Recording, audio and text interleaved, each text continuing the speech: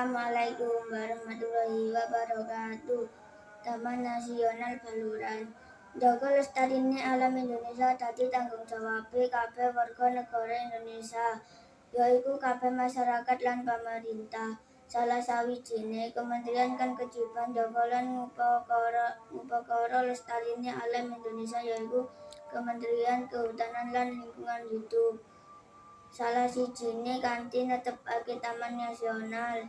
Taman Nasional yaiku cagar alam atau hutan lindung sing dilindungi undang-undang kanggo njaga lestarine ekosistem sing asli, yaiku alami, tandurane, lan kewan-kewane.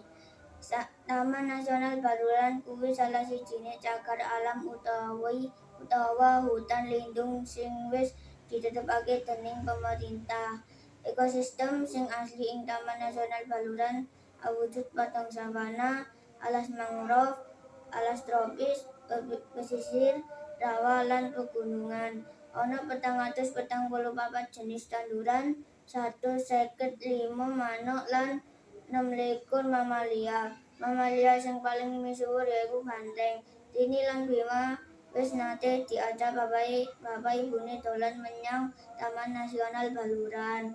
Bocah loro seneng atine ana Taman Nasional Baluran, amarga bisa langsung ngrasakake lan nonton indahe alam, tanduran lan kewan-kewane sing wis langka.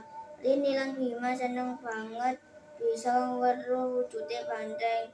Mula yen kepingin kaya Rini lan Bima, enggale nggawe rencana preyan semester iki seperlu dolan menyang Taman Nasional Baluran. Ing kono saliyane dolan uga bisa niti lan sinau ngenani maneka warnane ekosistem. Regane tiket kanggo mlebu ke Udung murah. Papane gampang diarani amarga manggone ana ing sapinggire dalan gedhe Surabaya Banyuwangi 18 km Arjasa Situbondo. Taman Baluran mapane ing Desa Sumberwaru, Kecamatan Banyuputih, Kabupaten Situbondo. Wassalamualaikum warahmatullahi wabarakatuh.